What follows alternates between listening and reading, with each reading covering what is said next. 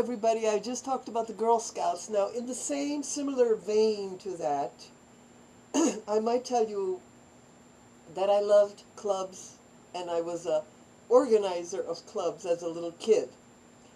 We had Saturday school. My father had, when we came, my father was a expert at education, and he organized the First Aid Teachers College in Lithuania. And there's a plaque for him in a museum in Kaunas for that. And when we came to the United States, he organized the school in affiliation with our church, the Annunciation Church, and with 27 paid teachers, which ran for a while, but I guess it petered out because people, I don't know why, maybe they didn't want to pay. I don't know how long it went on. Maybe a year or two, I don't know. I don't remember. I was 6, 7 years old at the time. So it pared down, you know, the people stopped sending their kids because the teachers were paid. There were 27 paid teachers. They really should have been volunteers. Maybe then they could have kept it going. I don't know. I don't know what the story was, but my father didn't tell me the details. But so every Saturday it pared down to a small number of kids with one teacher, a man, and he, I loved it. I loved it. I don't remember what he taught us, but I loved it. And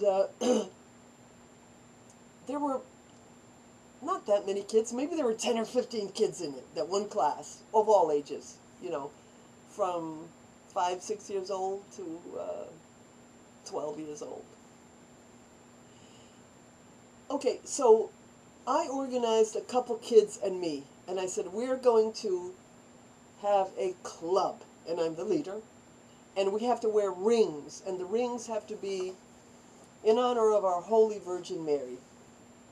So I had one ring that had her picture, which I wore, and somehow we mustered up a couple other rings for the other kids.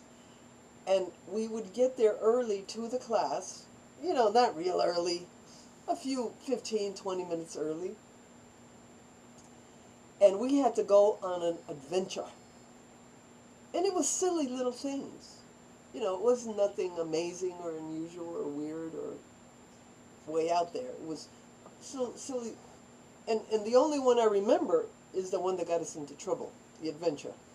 So I said, okay, we're going to explore the auditorium, because obviously this class was in the church auditorium where we originally started, where there were a lot of people and teachers, but this was just one room now, a medium-sized room.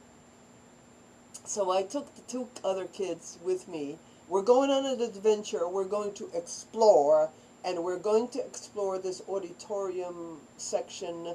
It had like balconies, and I remember many brown chairs that you put up, wooden chairs, you know, where you put up the seat, and then you could walk through it. So our job was, we went in there and we explored. So after about 10 minutes, it was enough exploration. We might be late for the class if we explored anymore. So I said, okay, we're going back.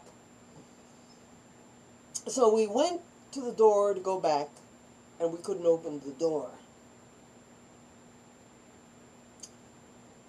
I don't know why we couldn't open the door. It was probably because we didn't understand how. It was one of those big doors where you push down and it'll open, and maybe we didn't realize it's a bar, you know, like a bar. You ever seen those big doors where you push a bar down and you open it? So when we closed the door, it just closed, and we didn't know about the bar. We thought it's a normal door. I'm 6 years old, 6 and a half. So the kids screamed because we couldn't get out of the room.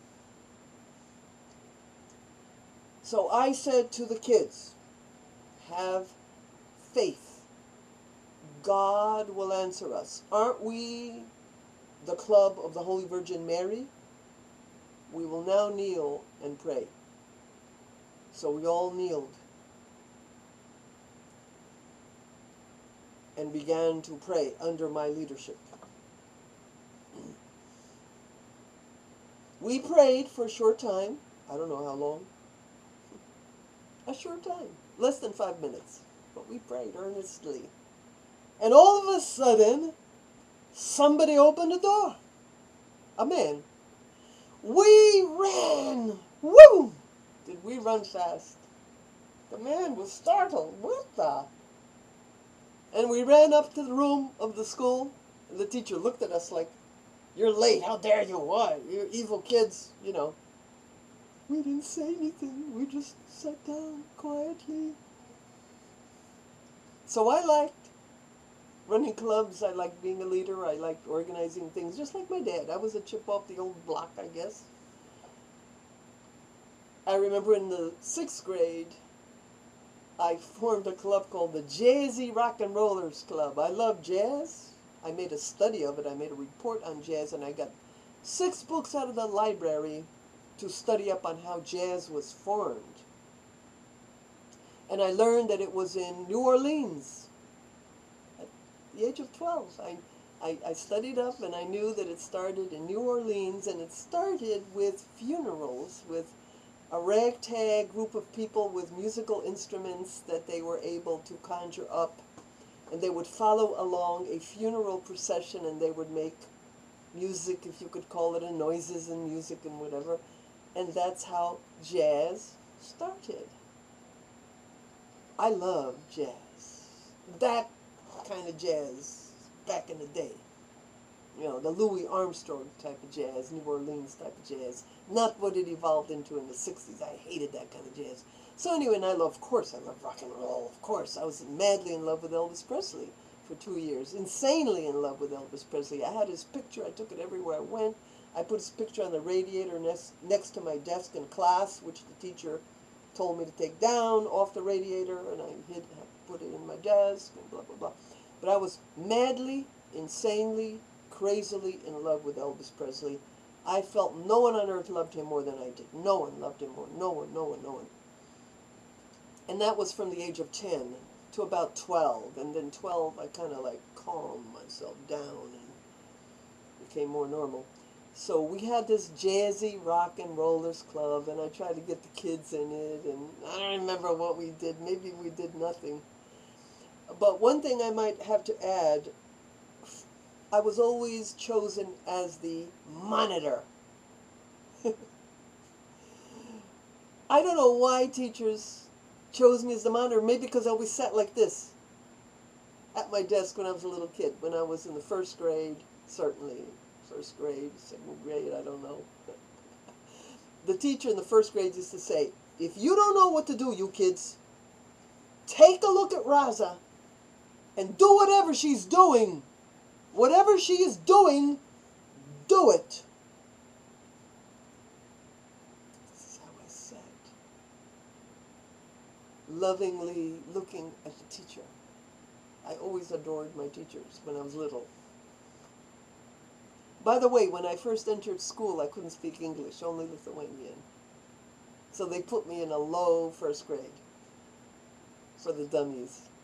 I mean, kindergarten. I meant to say kindergarten. And then it was time to draw pictures. I drew this picture of 2 birds on a bough. They didn't realize I was looking at a picture on the wall. And I could see on the picture on the wall. I used it as my guide and drew this picture. The teacher was so startled, she called 2 other teachers to see the picture. I was 5. And they immediately graduated me up into the smart kindergarten, even though I couldn't speak English. So I'm going to tell you, every class I was in, 1st grade, 2nd, 3rd, 4th, 5th, 6th, 7th, 8th, whenever the teacher left the room, except, no, in the 1st, it wasn't right away. It wasn't right away because the teacher didn't know me yet. Yeah, it was a new school, yeah. Starting with the 2nd grade. You're the monitor. And if anybody does this and that, you take away their papers or blah, blah, blah. You report to me, whatever they do. So next episode, I'll tell you about another time I was made. We had a thuggy bus. Thuggy. Evil boys. And I was only 13. And the boys were, many of them were like the kind you leave behind, you left back because they were stupid and unruly and evil. So we had a bunch of those on the bus. going to tell you the story about that in a minute. Next time.